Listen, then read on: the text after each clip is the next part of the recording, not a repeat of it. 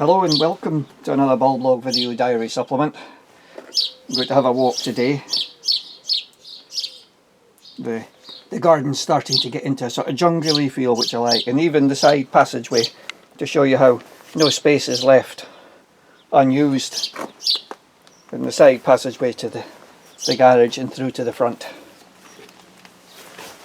We have the Aquiledias and the Digitalis, the Pseudofumarias along the side by the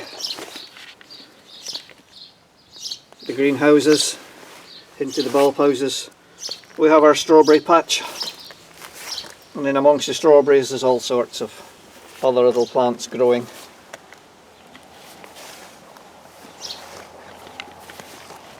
Looking up the garden, difficult to know which way to go, but let's go around this way. So one of the link plants at the moment's what we used to call Mechanopsis cambrica. We should now refer to it as Papaver cambricum. And up here the crinodendrons coming out. We have the irises, of course, coming out.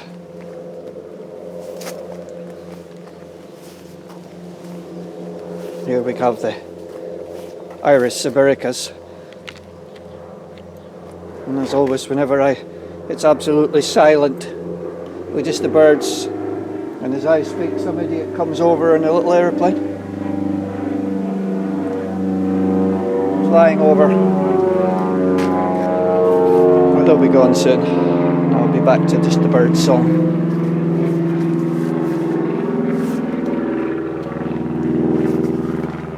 The Pyrrhus, of course, has gone from the scarlet to now the creamy greeny white. Notice how we don't allow it to be a bush, but it's more sculpted into a tree. I'll do a lot of pruning on that again this year. So around to some of the troughs, which I'll look at in a coming Bulblog maybe. They're starting to wake up. You know, they looked dreadful earlier in the year, barely hanging on, but now they're looking much better. But it's interesting, I'm always fascinated by the plants that do best in them, and often it's the ones that the Erinus alpinus is the one that does so much colour.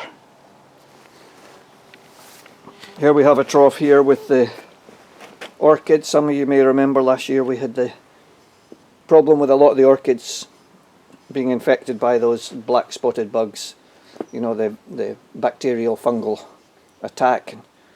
I cleaned some of them up, and I'm pleased to see a lot of them are back looking a lot healthier this year. But down to the wee tiny troughs, they're all waking up. So this one is just a wee trough with Cymbellaria muralis, commonly named the ivy-leaved toadflax, because the leaves, if you get in close, look a bit like a wee ivy. So what I did was, I have a cutting here of one of the little ivies, dwarf ivies we've got growing in the garden. So I've put that in there, and that should grow. It stays absolutely tiny. So that should grow in there, and it's just a nice, I thought that was a nice juxtaposition. And then up here my Erinus alpinus rock. It's just a lump of limestone marl, so a soft, open, well, it's not so soft actually, it's quite a hard limestone, but it's got lots of sort of boreholes and things in it, carved in through probably soft organic material that was in it that then rotted out. So, but the Erinus is just growing in it. I just seed the Erinus. And again, a month or so ago I was worried that this was not going to survive in the dry weather, but I have been doing a wee bit of watering, and now it looks, I think, stunning.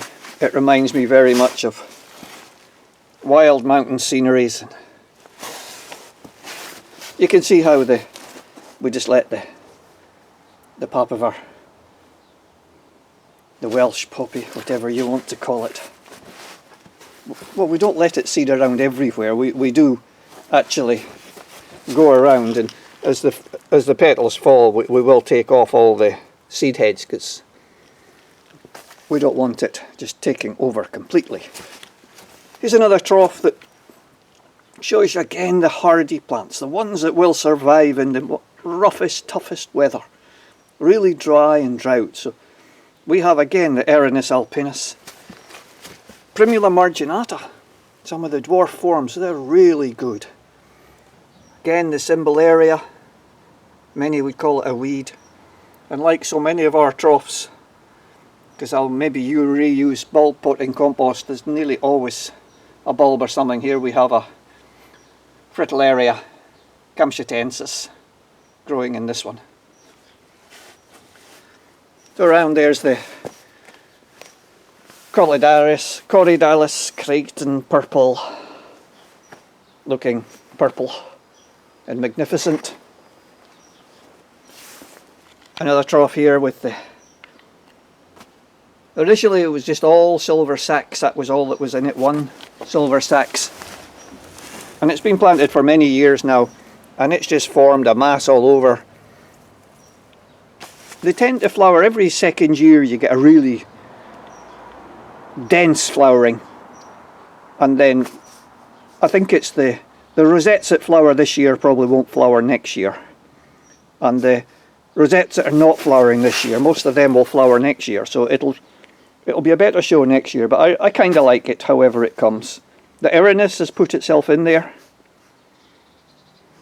making it very natural, and you'll see all the wee orchids that I've seeded in, they've put themselves in there, so all over orchids. The tiny troughs, all these made up in workshops to demonstrate how to build up, and these have been planted for way over 10 years, and they're really doing well, and they get very little, and it's nearly all rock and sand. And with a wee bit of help in the very driest periods, they're there, and as I say, you'll see the other ones around there. Just this one, the I would love. You should see me, I'm hobbling over here on my knees. There's just with the sedums, sempervivums, great plants. Make this very decorative trough. So, you know, it's not just the hard, tough, difficult, rare plants we should be growing. We should be rejoicing and just enjoying the more common.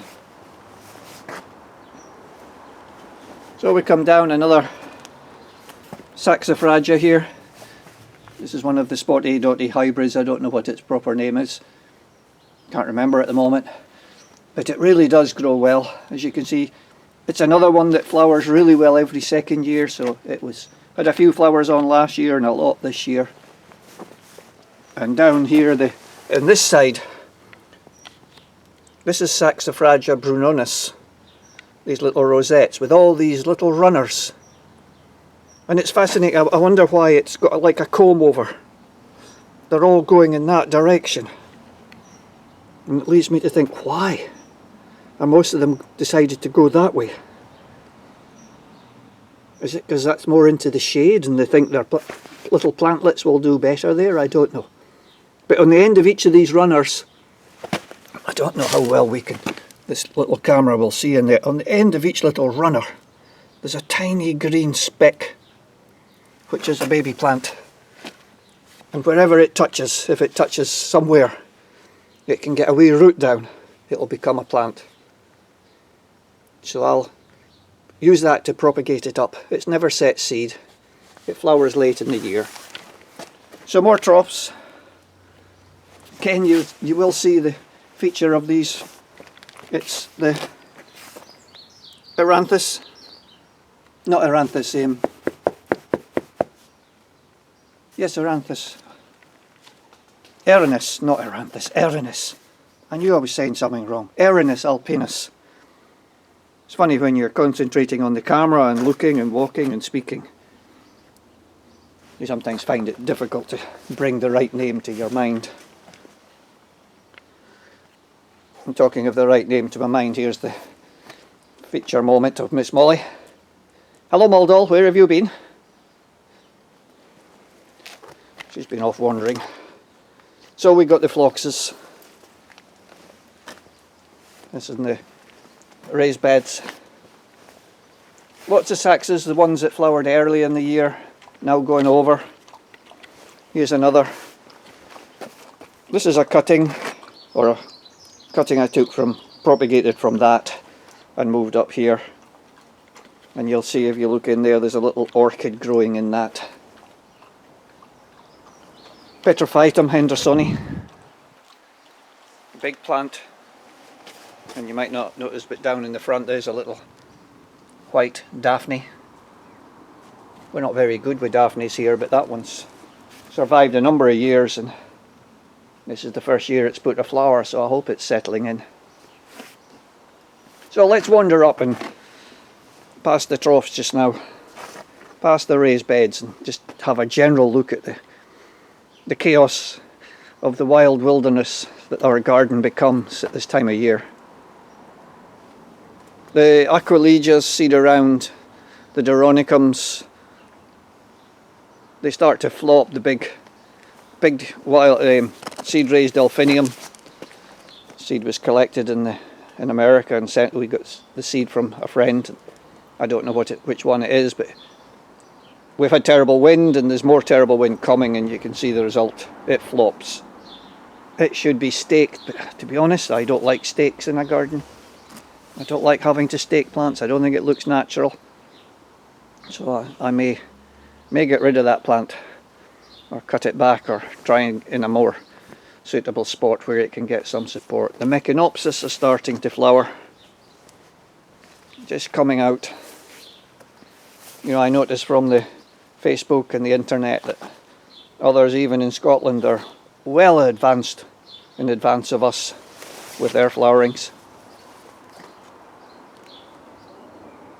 Just you can see how the big aquiledias, but again, most of these aquiledias, we won't let them seed. We'll take the seed head, we'll deadhead them. We have enough. If we want seed, we can gather a bit of seed or just let some seed go.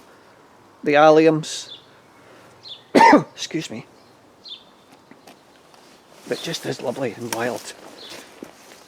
We come up to the bits that I was featuring in previous ones. Here's Trillium luteums coming through you can see how the damage by the wind and the weather. Really wind damage on that. Here's more down in here. Trillium luteum and Fritillaria calmachatensis coming through. There's another luteum. So all quite happy to come up through the Dicentra. Corydalis Creighton purple again. Aracema nepenthoides is going over. In the back there we have Lilium Maclenes, and there's Pneumocharis that will come up through here.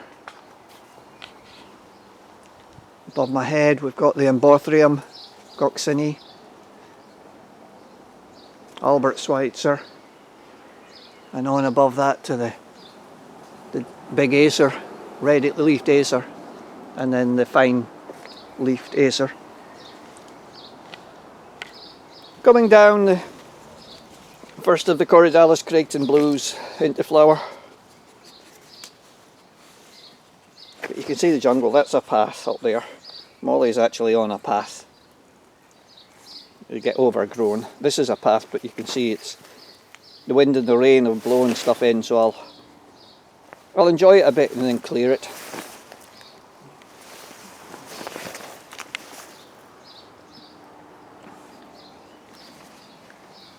But to me, this is what a garden's about. It's a bit like walking through a wilderness.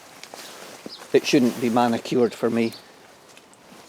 It shouldn't be certainly not anything like a formal garden. There's all sorts of, as you look around, there's all sorts of treasures. And Molly, oi! What are you up to? Oh, she's away in there. At this time of year there's often mice, and we saw the squirrels again. So the squirrels in the garden, so she's sniffing out away into the bushes. She does love her wander around in the bushes. So let's go more. You can see how all around the garden, wherever I look, it's yellow of the Meconopsis. Oh, it's a papaver. When you've known a plant for so many years as a name, it's very difficult to change your memory to use the correct name all the time. And even in the shade, we've got lots of lilies coming. They'll flower in just in bud, so they'll come up later.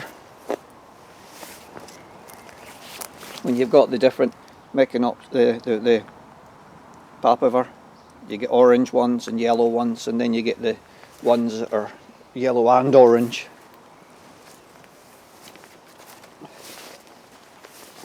Up in the new bed by the pond, Meconopsis in here as well. Now you remember this was all the wee treasures, the little short plants. Now we're letting some bigger things come through, and they'll use the space. Well, down below the small ones, Trillium hibbersoni and Trillium rivale and the Erythronium sibiricums are all in seed. Some of the later flowering Himalayan Corydalis there.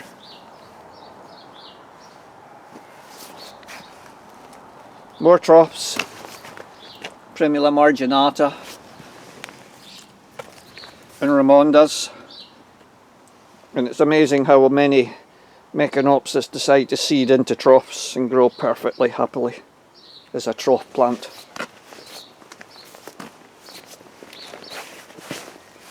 And here we've got the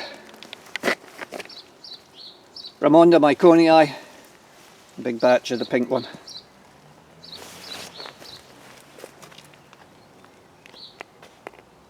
They're very easy to propagate.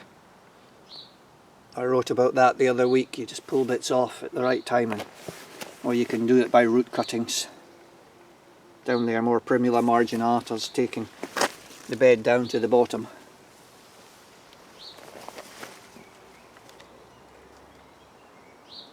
We just look up above our heads. We've got all the lovely trees. Spin round.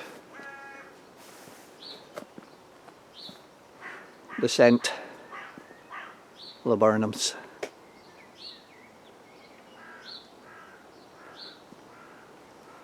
Isn't that lovely?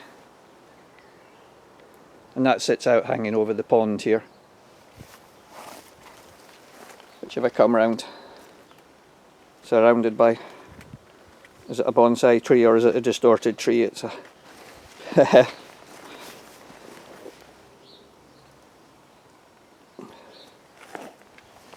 and just round to as we move round,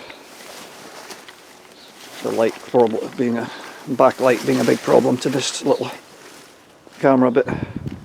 Here we have some of the irises, which is lovely. If you get the right angle, you can have the iris in the foreground and the laburnum in the background. Quite a pretty scene.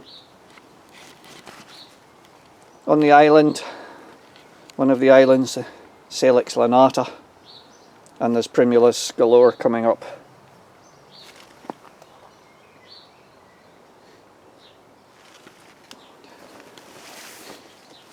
Now then, where will we go? Here's the really good rhododendron sarlid. This used to go to, we used to take this to shows every year. We'd dig it up and put it in a pot, but it's huge now. It's about, well, it's barely a metre high. It's not even a metre high, but it's about 4 metres across. So that's a dwarf rhododendron for you. Just the jungliness. Most people would say, find this untidy. If you like your manicured lawns and neat edges and bedding plants, then this kind of garden may not be for you. but it's what I want exploring. This is an area I continue to explore. We're right up at the south end of the garden in deep shade under the batteries. Well, I'm going to change. I'm getting told to change my battery, so I'm going to have to finish off here. I was intending going a bit more, but it looks like I'm going to have to finish off. I've got very little time left, so I'll just keep going until it fails. But here's wherever you go, you'll find little treasures. So we've got cypripediums. Can I get a focus there? There we go. Cypripediums and growing. So we've got the sort of rare, not so rare now, cypripediums. They're getting more common, but growing with the what used to be Corydalus, but now Pseudofumaria. So let's just try. Whoops, falling over here. I'm going to try just keep going a wee bit and come up to finish up here. Past